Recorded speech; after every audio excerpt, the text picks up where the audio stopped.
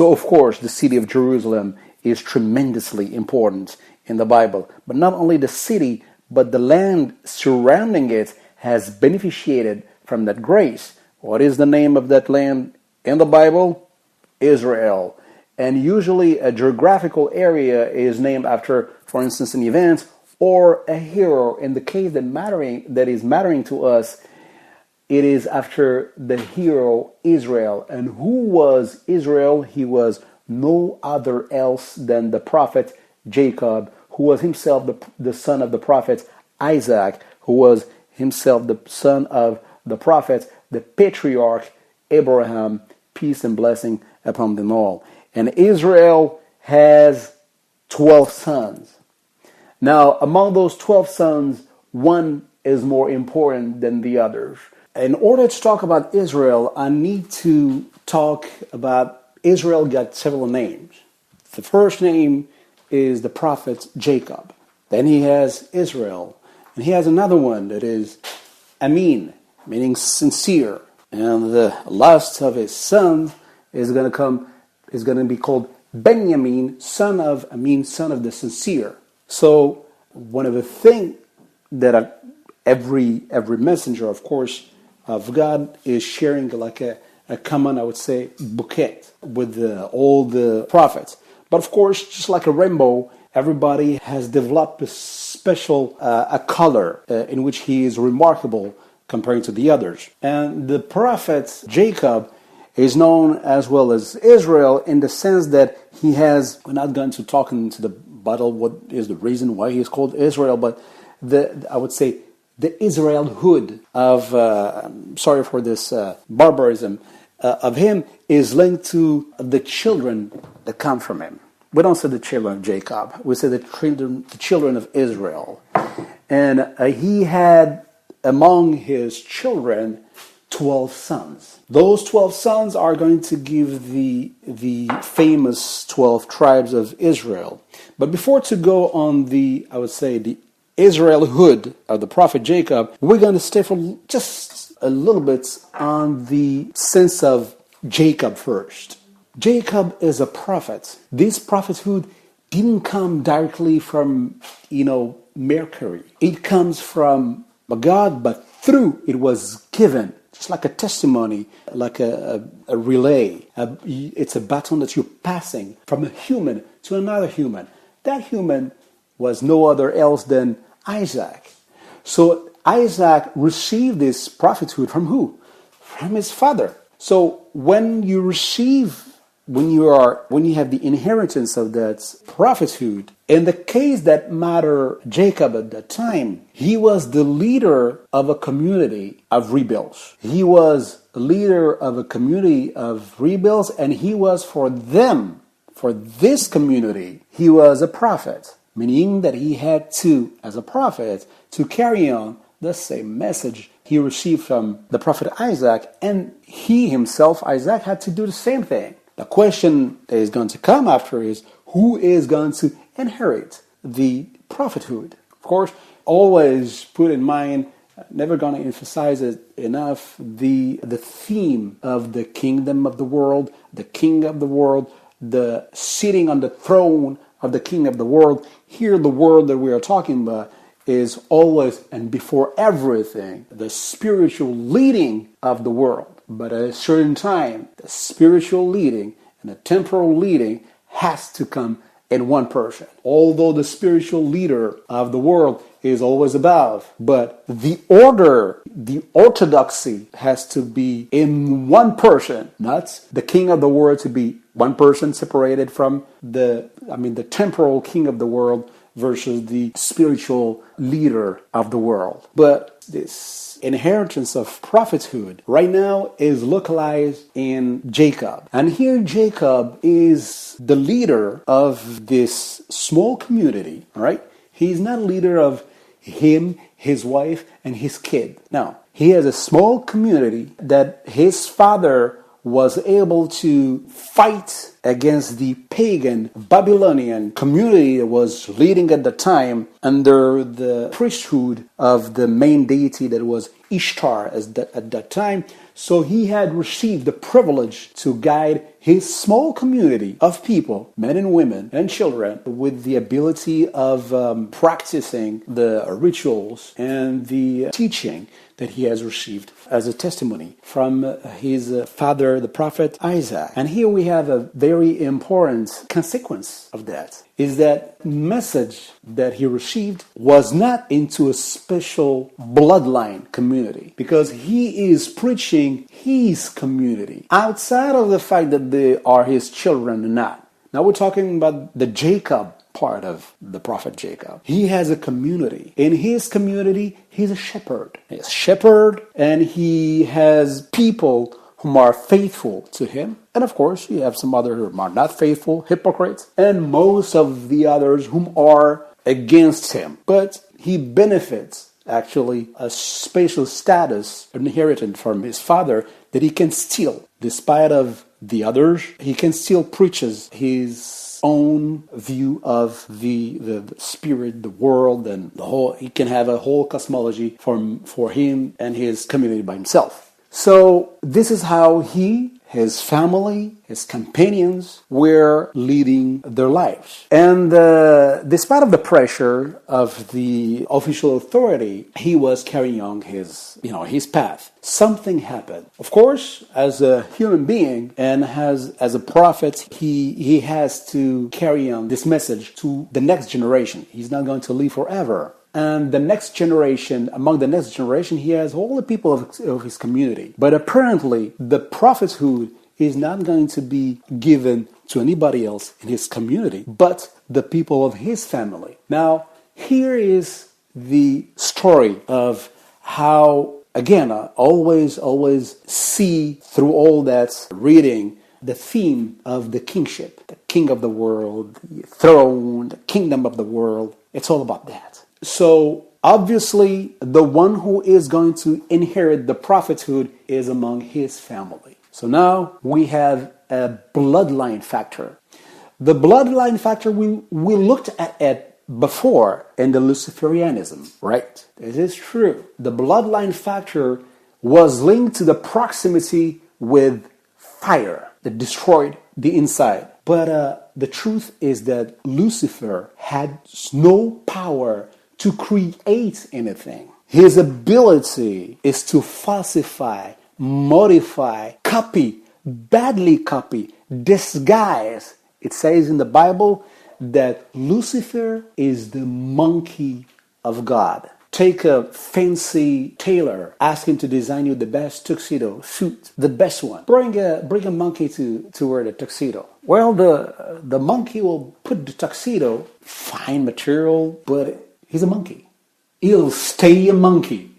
So when we talk about the bloodline and the royal bloodline, we see here first that the royal bloodline that is linked with Lucifer is a bloodline that is strictly linked with the temporal, earthy side, the material side, the materialistic side of kingship of the world. It cannot be spiritually leading the world. And therefore, if you sit yourself in this temporal throne, you are obviously usurpating that space. You are taking that space from somebody, and you're doing with force, violence, deception, tricks, conspiracy, you name it. But the devil doesn't have an ability to create. So when you see in Luciferianism, there is a proximity between the earthy entity that is human being and the fiery entity that is a demon. He doesn't have any other choice than to follow that path, because what makes somebody elected for the leadership of the world, the orthodox leadership of the world. See, orthodoxy always comes before heterodoxy. Always. The mistake doesn't come from mistake. The error comes from the truth. But at a certain point, there's a bias, something that is a confusion. Mistake between right and wrong, white and black, and you're committing that instead of making something good. And you're basing you have a whole logical behavior based on this platform that is fake, that is not solid, that has no consistency in truth. So this act of closeness between the devil and the human is not something that he has the ability to create by himself. He just copied in his own little means the original ritual, because what brings somebody close to God is this closeness of his earthy elements now to the light element. And this light element is not going to produce burning thing inside of you. To the opposite, it's going to produce inside of you a light. And this light, your generation is going to be able to reproduce it again. It's going to be easier for you to be even closer from God. This is how, in general, again, the prophethood always come from bloodline. And the kingdom of the world, the royal family, the people that we see that are apparently ruling, the one who are ruling in a material sense, in this bloodline, whether you know it or not, or you're aware of not, but they are practicing thing that in general you can call Luciferianism, or even if it is not to the point of Luciferian, demonism is involved. People will call it black magic, sorcery, witchcraft, whatever you want, but they do things like that. Don't you worry. Name any one of them. Any religion. Color of the bottle doesn't change anything to the content of the bottle. So now we have this prophethood that is not going to be of Jacob, which is the same prophethood that come from Abraham, is not going to go through another bloodline than Jacob, which implies two things. The first thing, there is going to be something special about the children of, we can call him now, Israel. There's something special in it. The prophethood is in them. But in the same time, having said so, the message that is to be transmitted, before to look at it with the children of Israel, the message is surely transmitted to non-descendant of Israel. Because if it was not so, the prophet Jacob would have nobody following him. He would have taught nothing. He would have been a messenger and a prophet to one person. And that does not mean that it is not possible. Nobody said it is not possible for you to be a prophet for one person. You got one mission. As a matter of fact, probably most of the prophets were like that. The prophets whom were given the authorization to preach to a large number, who said it was the majority of them? So there is a bloodline understanding, there's a bloodline dimension in the prophethood, in the message of Jacob, but there's a non-bloodline dimension. The message is not to be given only for the children of Israel. Although the children of Israel, in them is the prophethood.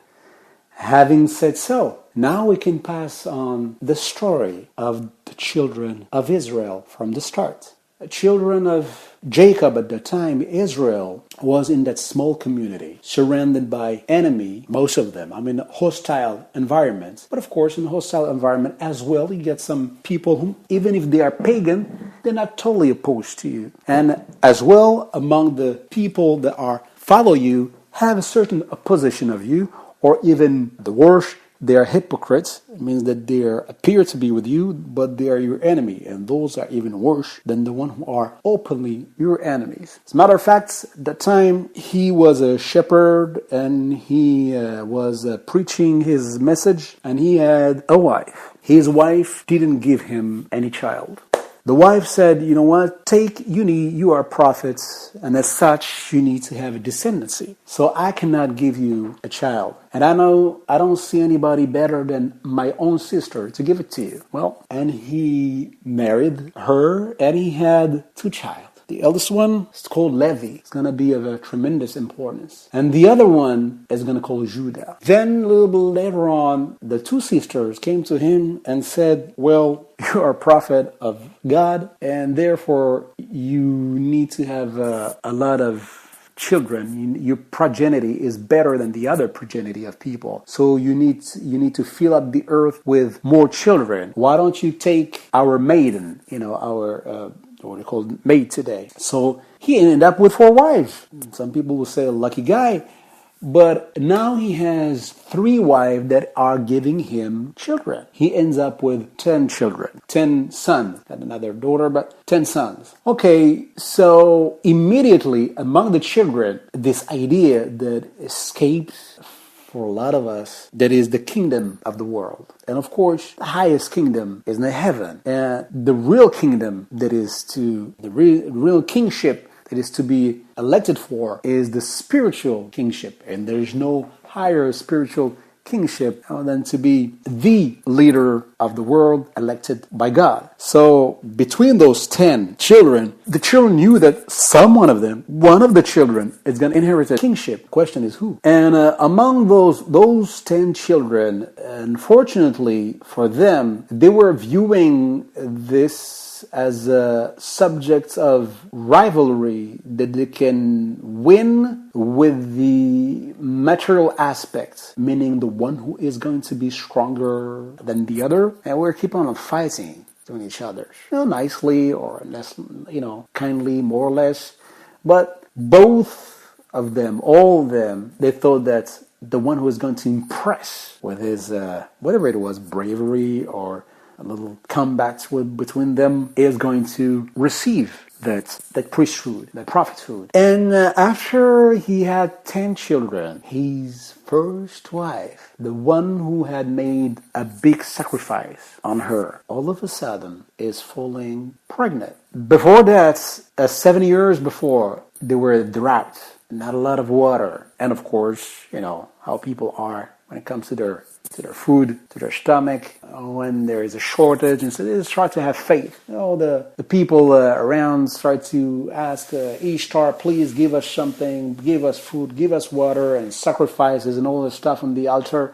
And they went to this temple and tried to implore Ishtar. When she got pregnant, when she was about to give birth, the day she gave birth, the water from the sky broke. They got the water that breaks, and at the same time, the water from the heavens, from the sky, broke loose. Raining, almost a flood. But as bizarre as it is, previously to that, the temple of Ishtar was burning. The temple of Ishtar was burning, and they are asking the faithful, the fidel, to bring buckets, make a chain of bucket of water to save the temple. Reminds me of something. Bankers, save the bank. People are asking or wondering what the bank is. Bank is just a temple, and the gods are simply that money, that fake thing that it doesn't make you paper money, that doesn't make you either eat or prevent you neither for hunger, nor doesn't quench your thirst. So it was they wanted to save the temple, but they couldn't. The temple of Ishtar burned. That's first time. Second of all, the water, after they got rid of all the small water they have, the water from the heaven broke loose, filled up the area, the land of Canaan, with water. The baby was born with an impressive beauty. Those three signs by themselves, and the joy of the father to receive from his beloved wife, finally a child, all that attracted jealousy and anger among the other siblings. Because those signs are not like easy, small, tiny bit of sign. They are huge sign. They understood that this one, and this one indeed was Joseph. It is going to be, according to their understanding of the kingship of the world, this boy, it means trouble for them. So, without going further in the story, the story is quite known. But basically what happened is that the 10 children, I said the 10 because there's another child who's going to come after that, is called Benjamin, who is his pure brother. Then those 10 are going to conspire between them. But the 10 brothers don't have the same level of hatred towards him. You got the extreme on one side and the extreme on the other side. The one who had the most hatred, the most envy, jealousy, and enmity toward Joseph is Judah. And the one who has the most affection and is inclined to help the most his brother against his other brothers is Levi. The other are, soft tummies, a little bit from here, a little bit from that. That's how people are. So this is why there's nothing absolutely black and absolutely white. Or maybe there's something that's absolutely black, but it's not on a human shape. And if there's something that is absolutely white, it has to be infallible. So the only one who is in the brethren absolutely white has to be Joseph. And among the, I would say, the one who are evil against him, not all of them share the same evilness. And probably the one who are fighting and struggling among those evils are much closer to Joseph than they are to Judah. So, long story short, it ends up, of course, the good prevailed, and finally Joseph at the end received the priesthood and the kingship, the ruling of the brothers. The other brothers in front of the kingship had to surrender because it appeared clear and white at the end of the journey of Joseph and all the tribes gathering in what is called, what we want to call Egypt. It was clear that he is the leader. So all brothers have to submit, whether they agree or they don't agree. Because right now, the strength of the materiality, when something is of a way too strong weight, you can't resist to that weight. And this is what happened. Now, after Joseph, there's a whole lines of prophets coming from the children of Israel. Among them, the greatest of all, that is Moses, peace and blessing upon him. And after him came two others of great importance as well, that are David and Solomon. So basically you can say that among the highest people that were following the path of Isaac and the path of Jacob and the leadership, the spiritual leadership, the prophethood of the children of Israel. And the children of Israel, in that, just like in the beginning, the community, the companion of Jacob, of course, went under the leadership of Joseph when he was there, and of course following the leadership of the other children of Israel. But basically, now we have what is called the children of Israel. In that terminology, we are including everybody. The bloodline and not the bloodline. Even of course the people from the bloodline, because of that bloodline, they feel that they are privileged and they are more likely to stay within that guidance. So the fact of calling the children of Israel doesn't mean that necessarily they are the children of Israel. But now with the age, with the time and the intermingling between the community, let's say that they are, all of them, the 12 tribes of Israel, just to make it simple. So now the children of Israel, let's consider that they are all bloodline related. Okay, perfect. You describe those children of Israel with various names. The first description that can come to the mind is the description by etymology. Those people are coming from Israel, so what they are Israelites. This is a technical description. There's no special coloration to that. Okay. Then let's say what from the outside was given as name for them. The outsider name that we're going to talk about is the name given by God himself. That is the chosen people. What a name. What a name. And by whom? By God. You cannot have a better nickname than that.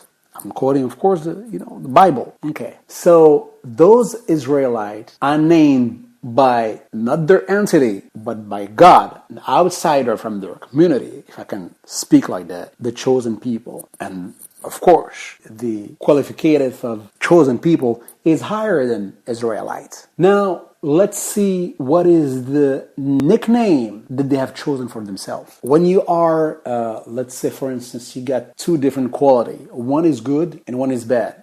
Qualification about you. Let's say that you are strong and you're blind. How are you? You are strong and you're blind. Well, choose for yourself a nickname. Do you want the people to call you the strong, or you want people to call you the blind? Of course, if it is something that you are choosing for yourself, you choosing the strong. Now, the children of Israel, among what was given to them as a people, the best people that they have, the biggest hero that they have, their name was Joseph, who brought them to Egypt, Moses, David, and Solomon. Those are the best. You don't find anything higher than that in the children of Israel. And I'm talking, of course, Old Bible, Old Testament perspective. We're not including here neither John nor Jesus. Those are the best without rivalry. Now we have the word Israelites, that is technical. The nickname from the outside and from God, the chosen people. Let's see what they have chosen from themselves. From the chosen people, superior denomination, to Israelites, neither good nor bad. It's good because Israel is a summit in humanity. Let's say, what is the word that they have chosen from themselves? That we are calling them till today, Jews. They are called Jews. I would go for Josephian or the Salomean, the Mosesian, the Davidian, but Jews? Jews according to whom? According to who? Named after who? Judah. Who is that Judah? Isn't Judah the son who was having the most enmity, the most hatred toward Joseph? Who wanted to take the prophethood, the kingship of the world, and so on and so forth, to sit on the throne, to usurpate the inheritance of the prophethood? If the name Jews end up being the main calling of that population, the only one explanation of that is that the spirit, the mind of the worst entity, of the worst part of the children of Israel has prevailed. Of course, not in the beginning, but by and by conspiracy, secretly, till it got taken over. This Jewish spirit has prevailed, and just like fire, it ends up eating itself till it destroys even itself. Fire, when it finds nothing to consume itself. And this is the path, and this is the ending of that type of mentality. And in this community, this is what's going to happen. But for the moment, they are taking over. The whole community is called Jews, and they're happy about it, and they're prevalent. All right. So now that we have seen what being a Jew means, and we have established that in the beginning it was not a bloodline, but we are assimilating it as a bloodline. And we can go on from now and say, okay, we are going to call them the Jews, and we are going to consider that they are bloodline, but of course, what makes the bloodline special is not because it's a bloodline in the first case, it's because from the bloodline came the inheritance of the message of Isaac.